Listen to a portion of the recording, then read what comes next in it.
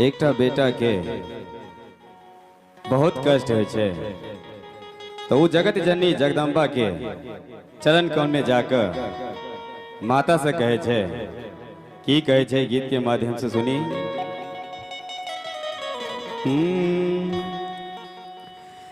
विधिना के लिखल न जन लो, दुख में माँ कौन तिरहलो। विधिना के लिखल न जन लो, दुख में माँ कौन तिरहलो। हे दुर्गे मैया, हे काली मैया, गई बेटा के कहिया दर्शन दे गई मैं।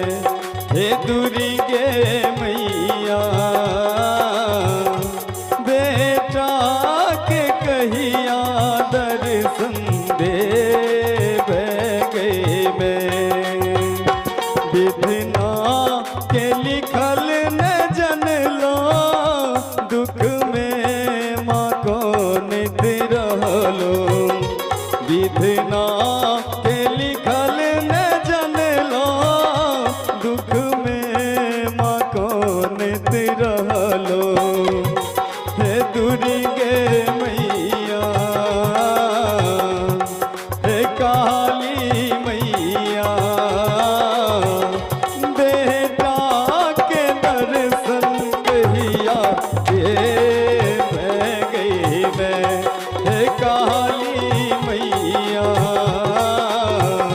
बेटा के दर्शन कहिया दे गई मैं। जय हो।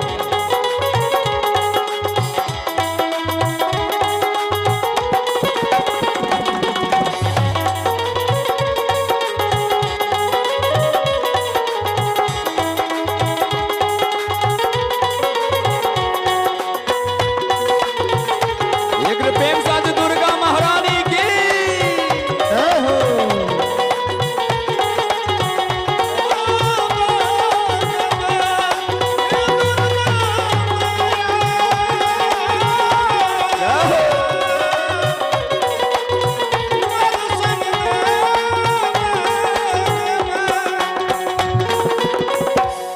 तार सैया ननक तारा, दोसर नहीं जे सहारा।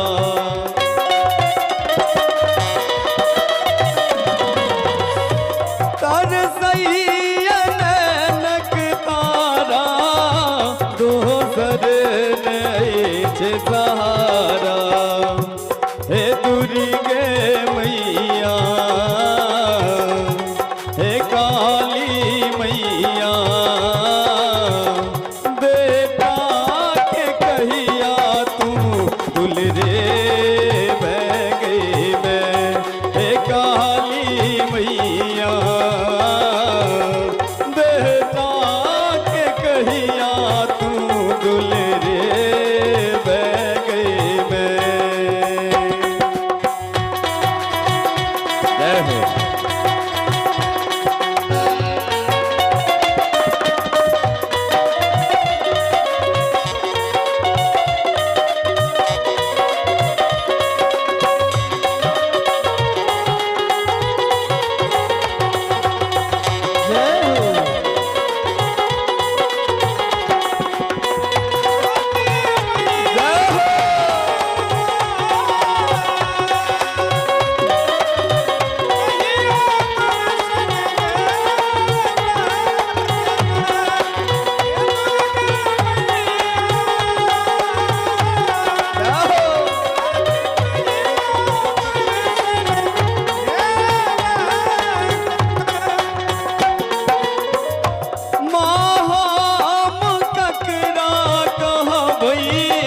ककरा सरुस बई बजे बई।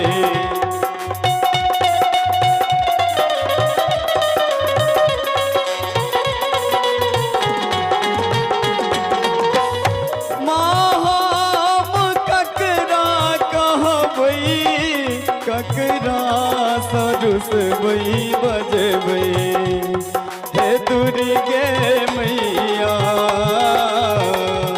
हे काली मैया बेटा के कहिया ललसा पूरे बह गई मैं हे काली मैया बेटा के कहिया ललसा पूरे बह गई मैं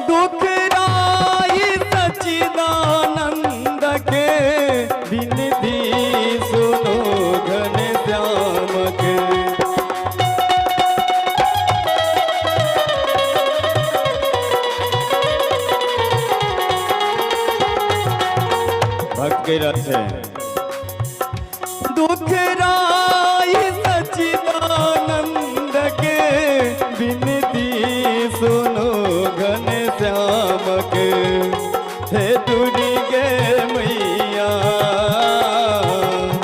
हे काली मैया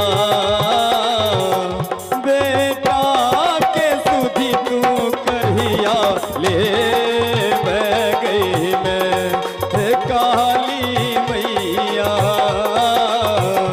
बेटा के सुधी तू कहिया ले बह गई मैं जितना के लिखल न जन लो दुख में माँ कौन रहलो विधना के लिखल न जन लो दुख में माँ कौन रहलो हे दुर्गे मैया हे काली मैया। और लास्ट में चाहे सब गोटे थपड़ी के संग बेटा के कहिया दर्शन